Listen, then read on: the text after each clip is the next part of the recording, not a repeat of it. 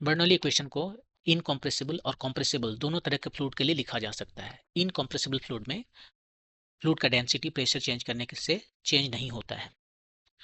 Bernoulli equation लिखने के लिए फ्लो को तीन तरह का कंडीशन है। पहला है कि वो नॉन विस्कस होना चाहिए। विस्कस मतलब फ्रिक्शन, उसमें कोई फ्रिक्शन नहीं होना चाहिए, नहीं तो कुछ एनर्जी फ्रिक्शन के अगेंस्ट काम करने में हीट और साउंड के फॉर्म में बाहर चला जाएगा। दूसरा, उसे स्टेडी होना चाहिए। स्टेडी होने कहने का मतलब है कि जितना भी किसी भी पॉइंट से मास फ्लूइड का मास आ रहा है, उतना ही मास किसी दूसरे पॉइंट से उसको बाहर निकल जाना होगा। और तीसरा, स्ट्रीम लाइन फ्लो होना चाहिए। स्ट्रीम लाइन फ्लो कहने का मतलब है किसी भी पॉइंट पर वेलोसिटी का जो प्रोफाइल है वहां पर वो हमेशा वैसा ही रहेगा, वो चेंज नहीं होना चाहिए।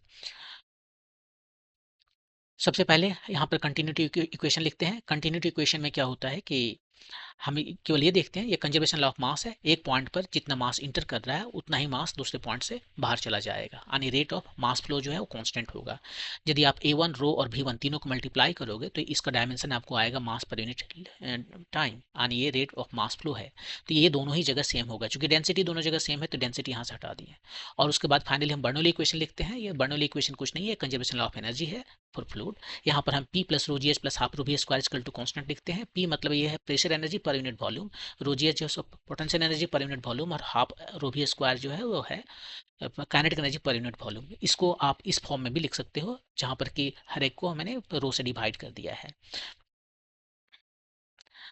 अब हम कंप्रेसिबल फ्लूइड के लिए आते हैं। तो कंप्रेसिबल फ्लूइड में क्या होता है कि प्रेशर चेंज करने पर फ्लूइड का डेंसिटी चेंज हो जाता है। तो रो वन यहाँ पर और रो टू यहाँ पर, ये दोनों अलग अलग होता है।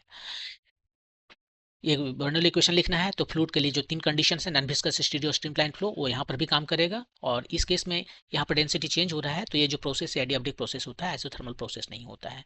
कंटिन्यूटी इक्वेशन लिखे, जितना मास एक पॉइंट से इंटर कर रहा है उतना ही मास दूसरे पॉइंट से बाहर चला जाएगा, यानी रेट ऑफ मास फ्लो जो कि a1 रो वन और v1 का प्रोडक्ट है वो दोनों जगह सेम होगा। a1 रो वन v1 इसका t2 रो टू v2।